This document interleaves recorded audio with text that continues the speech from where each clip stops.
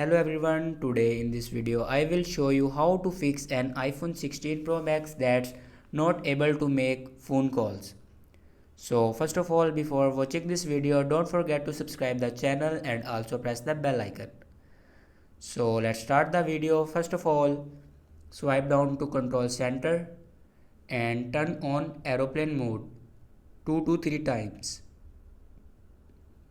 After doing that, open control center and open main page of settings and then click on general, and now scroll down in last and click on transfer or reset iPhone and then click on reset, and in second you can see the option reset network settings. Click on it and here enter passcode to reset all your network settings. It will be confirmed to reset all your network settings.